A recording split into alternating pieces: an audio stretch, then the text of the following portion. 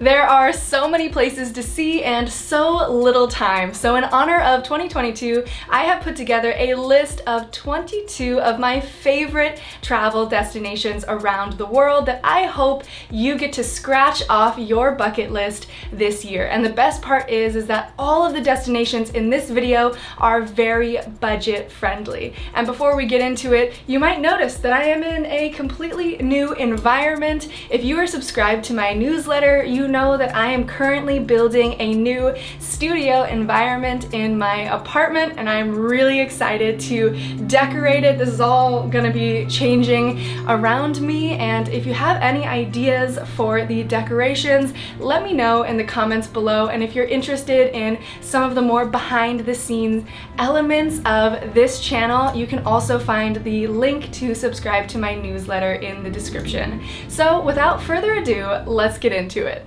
Let's kick off this list with one of the best budget destinations in the world, especially if you are coming from North America, and it is Mexico. Mexico is a huge country with rich culture, incredibly friendly people, and diverse landscapes, and even better, the most amazing food at shockingly low prices. One of my favorite places in Mexico is Mexico City, and I was able to eat my body weight in street tacos that were incredible, and I barely spent more than $2 per meal. So it is a very budget-friendly place, and there are a lot of concerns about traveling to Mexico as far as your safety, and I would say that for the most part there are a lot of safe places to travel to in Mexico, but it is important to do your research ahead of time.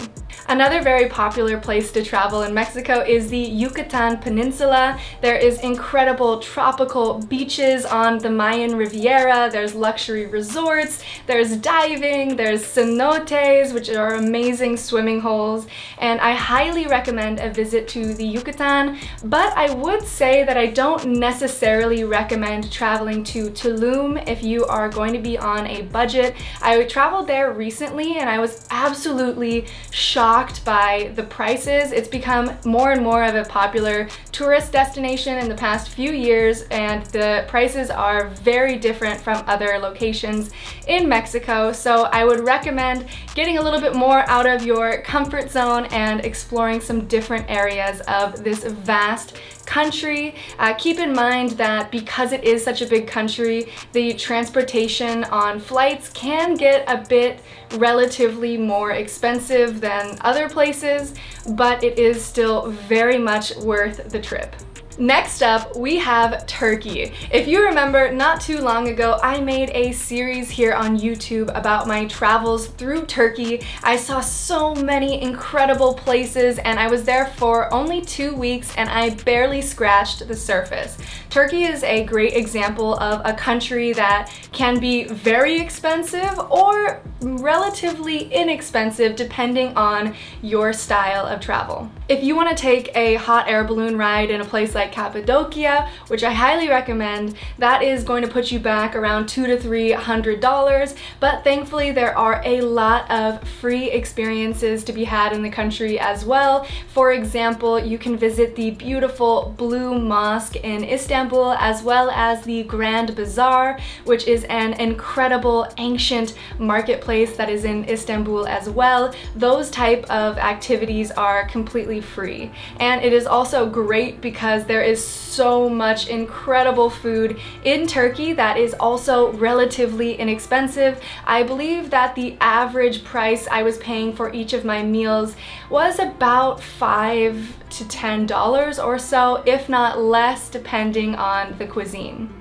Transportation within the country can get a bit more expensive, especially if you're going to be taking flights from Istanbul to places like Cappadocia and Antalya. There is a lot of infrastructure for public transportation like buses, and there are many affordable options for overnight buses as well. We rented a car for 2 weeks when traveling in Turkey, and it was an incredible place to have a road trip. It felt very safe and and the roads in Turkey are incredibly high quality. California has to step up their game in comparison to even remote areas of Turkey. We were able to add so many different stops along the way that we wouldn't have had the opportunity to see if we were on a public bus or on a flight. And I also highly recommend going down to the southern parts of the country. One of the most underrated places in the world has to be the Turkish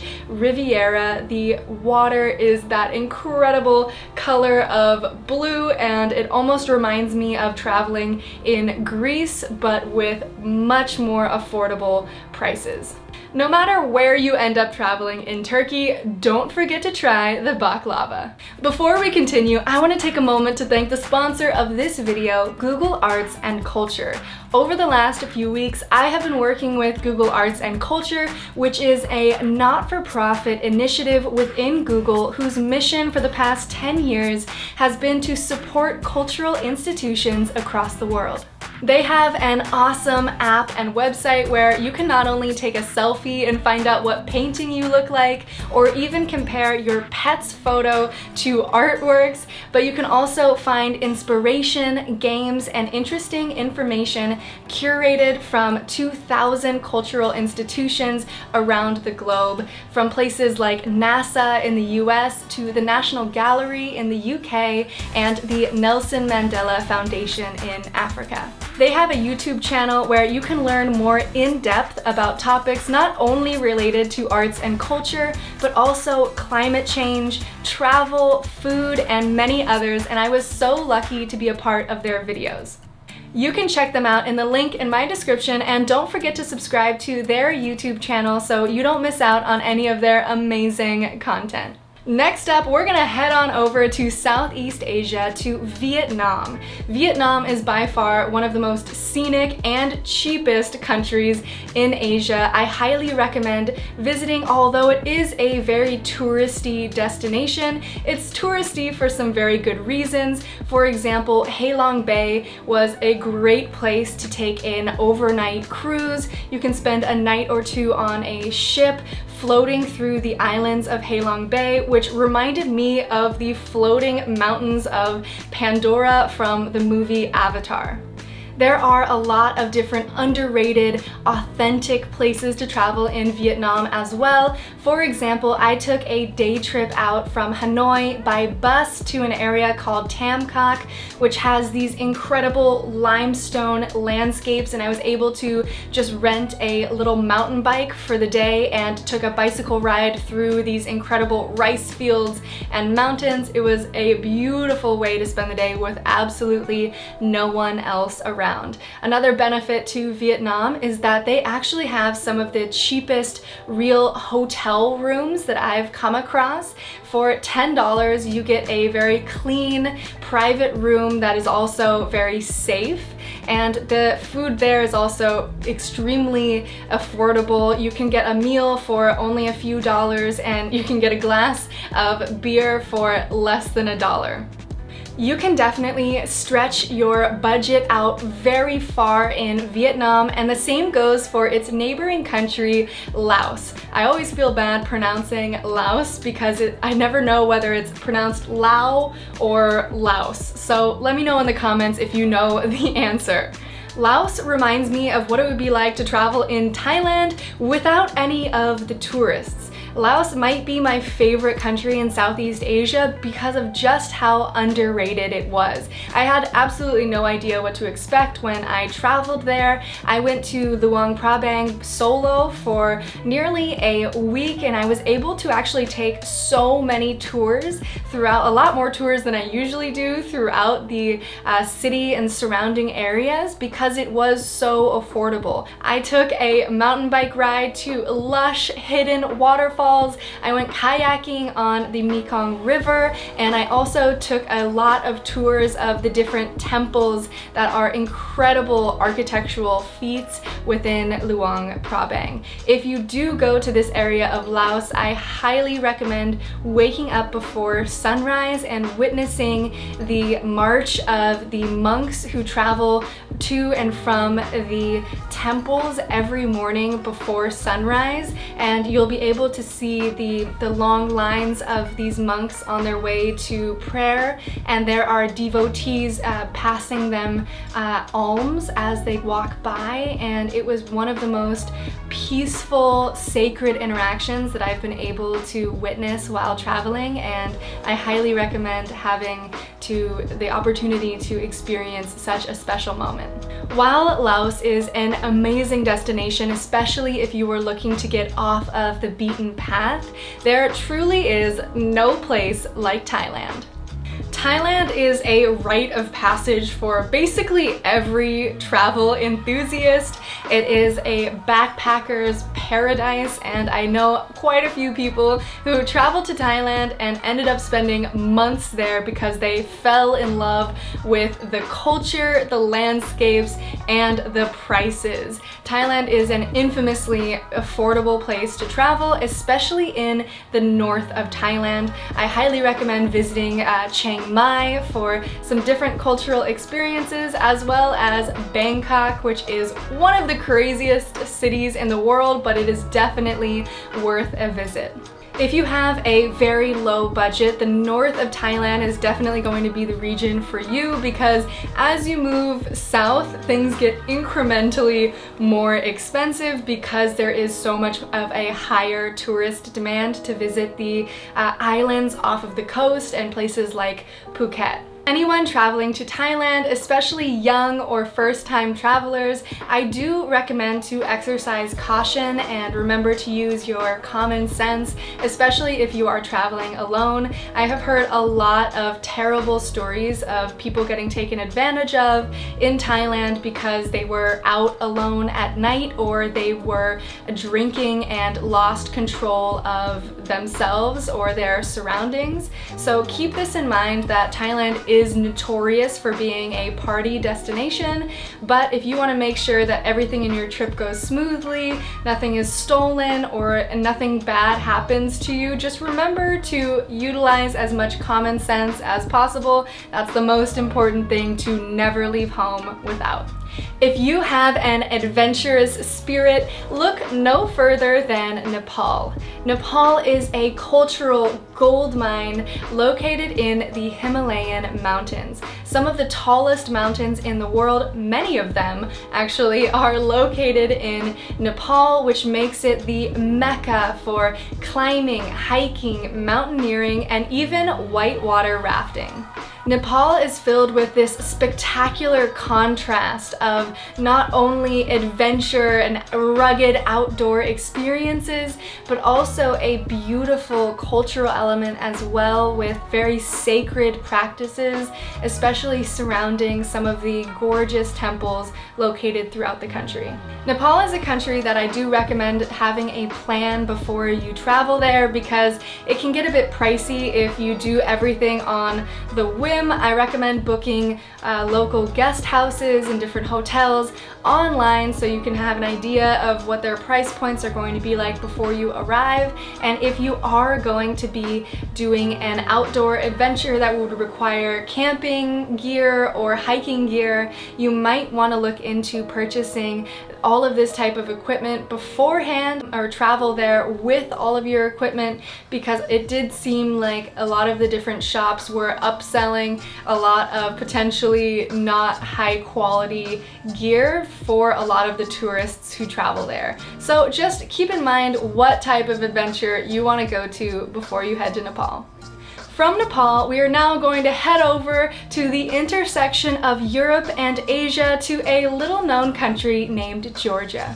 Everyone that I know that has been to Georgia has fallen in love with its mountainous landscapes and remote churches, to the Black Sea coast, as well as the cobblestone streets of its capital, Tbilisi. This area of the world is by far one of the most underrated, especially due to the extremely low cost of food and the wide variety of accommodation. And it also has a fairly accessible public transportation system, which can cut travel costs as well. Georgia is also very accessible as it doesn't require visas for a very wide range of nationalities, and there are very little limits to how long you can stay in the country. I have heard a lot of amazing stories from backpackers who traveled to Georgia and were able to hitchhike long distances across the country and have been able to find hostels for only a few dollars. And that is also not to mention the beautiful scenic views that you can have throughout the area. If you are looking for a destination that is even a bit farther off the beaten path than Georgia, which has been gaining a bit more popularity in recent years, look no further than its neighbor, Armenia. I traveled to Armenia as a solo female traveler, and I can attest to the very friendly and welcoming atmosphere that I experienced there. Similar to Georgia, Armenia is known for its gorgeous natural landscapes and mountains, which can also lead to a lot of different popular extreme sports locations within the country, as well as incredible cultural landscapes and a very rich history that has a lot of remnants of the past, where you can take tours through different museums and ruins and be able to study Armenian history from that perspective as well. After visiting every country in Europe, I would have to say that Bosnia and Herzegovina was by far one of the best hidden gems on the continent. From quaint mountain villages to an actually quite unique nightlife, there is a lot of things to do in Bosnia and Herzegovina that are often overlooked, especially with its neighbor Croatia, located so close by. I spent the majority of my time in Bosnia and Herzegovina exploring a city called Mostar, which is most famous for this beautiful stone arch bridge that is also home to some of the most epic cliff diving in Europe. There's even a Red Bull cliff diving competition there every few years. One of the aspects of this very small country that I found to be the most interesting was the mixture of both influences from Christianity and Islam, and how that is reflected in the architecture, the people's way of life, as well as their cuisine. From Bosnia and Herzegovina, I recommend traveling overland to its neighboring country of Croatia, and you have to stop at all of the incredible national parks to see some of the most beautiful waterfalls in the world. While I was in Croatia, visiting Krka National Park as well as Plitvice National Park was a highlight of my experience. I ended up making my home base the city of Split, which is very centrally located for exploring the Dalmatian coast as well as the Croatian Riviera. There is a buzzing, hostile atmosphere in the city of Split, and I've also heard amazing things about Dubrovnik, and it all comes at a relatively reasonable price point. I was able to take a few day trips by boat out to some of the surrounding islands that are near to Split, islands like Hvar and Vis, which are also very popular destinations for yacht trips. There's actually a lot of different yacht-oriented festivals where you're able to buy a ticket that includes a spot on a boat where you're able to sail from island to island during the day and then get off and go to some of these amazing party islands at night, which has always been on my bucket list. While we are on the theme of island hopping, let's hop on over to Greece. Greece is by far one of the most touristy countries in the world, but again, it is touristy for very good reasons. And if you are strategic about the places that you stay and eat, as well as the time of year that you travel, you can definitely see Greece on a budget. If you are traveling on a budget, I highly recommend doing some research on all of the different islands in Greece to see which ones feel like they would potentially be in within your price range, because an island like Mykonos is going to be significantly more expensive than visiting another island like Milos. Also, keep in mind that as most people travel to Greece to visit the islands, there are some amazing activities that you can find on mainland Greece as well. Speaking of traveling in mainland Europe, I highly recommend visiting Poland. Although most travelers overlook Poland completely, or they only spend a day or two in Krakow or Warsaw, there is so much more that this country has to offer. Everything you are looking to find in more touristy Western European countries, like world-class museums, fun nightlife, or beautiful landscapes, you can also find in Poland, but for a fraction of the price. There is also some amazing infrastructure for travel within the country, which makes it very accessible for backpackers.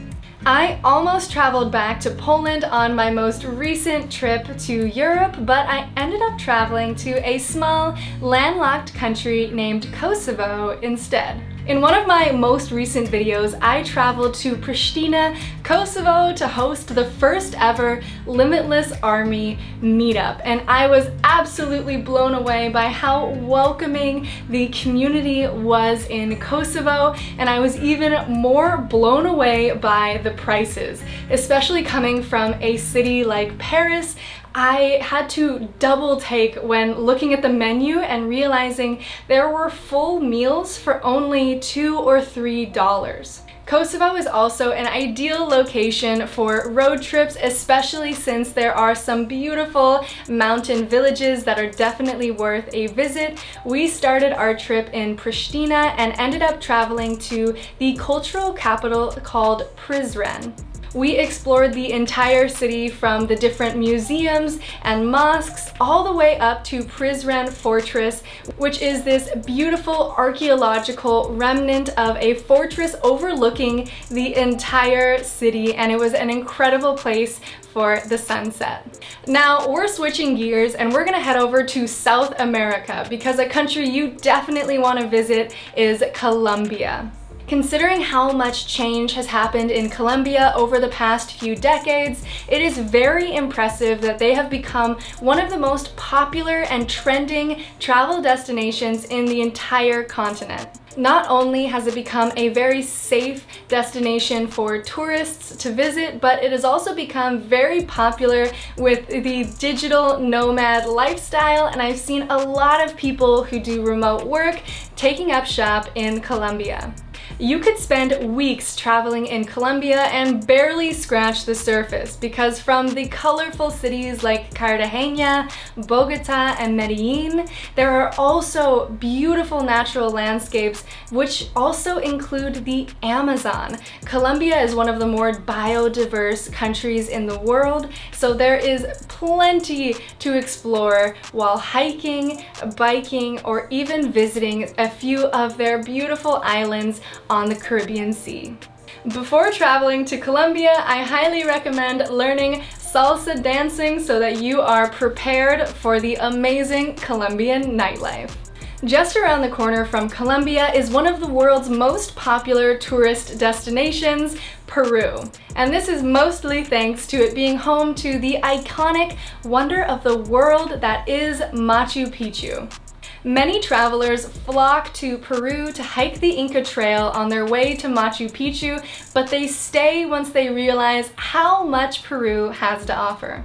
During my trip to Peru, I was able to stay at a beautiful lodge located within the Amazon rainforest in Peru, and being able to go on hikes to see all of the natural wildlife, especially at night, was a once-in-a-lifetime experience. Another highlight of my trip was visiting Lake Titicaca, which straddles the border between Peru and Bolivia. One of the most unique aspects of this area of Peru is that you can actually visit the floating villages, and I highly recommend giving this area a try as well.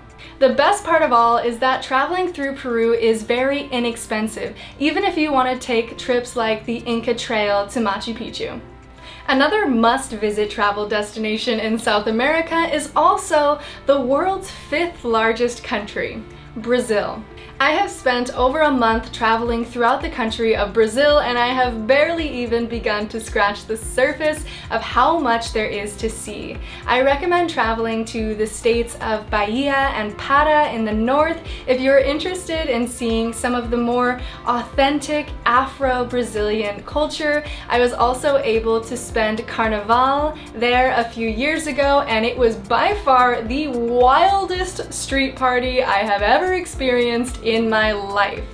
Another once-in-a-lifetime thing to experience in Brazil is by far Iguazu Falls. Located on the border between Brazil, Argentina, and Paraguay, Iguazu Falls is the largest system of waterfalls in the world, and it is jaw-dropping. Brazil has become more and more affordable, especially in recent years, and I cannot recommend enough visiting this beautiful, gigantic country, especially if you are on a backpacker's budget. Speaking of being on a backpacker's budget, one of the most affordable countries in South America is Bolivia. One of the most popular things to do in Bolivia is visiting the Uyuni salt flats, and I recommend doing this during the rainy season because the salt flats turn into a gigantic mirror when they're flooded with water, which reflects the sky, especially during sunset, and it makes for some of the most surreal landscapes in the world. There are still so many other amazing places in Bolivia to see. The highlight of my trip there was visiting Amboro National Park. Amboro National Park is home to so much biodiversity, as well as gigantic, unique sandstone cliffs and waterfalls. Next, we're gonna head north up to Central America to Costa Rica. Costa Rica is one of the most idyllic, quintessential tropical travel destinations in the world. It is home to everything you can imagine in a tropical landscape, from the waterfalls to the volcanoes, hot springs, jungles, and wildlife. By far, the best way to see a lot of Costa Rica is by renting a car and traveling all throughout the jungles and up into the coast. I absolutely adored the Pacific coast side of Costa Rica, as there were so many things to do and a very vibrant backpacker, yoga, surfing culture, if that is something that you are interested in doing as well. Another great perk to Costa Rica is that a lot of the attractions that are worth visiting are completely free, whether that be hiking to a waterfall or even just lounging on the beach.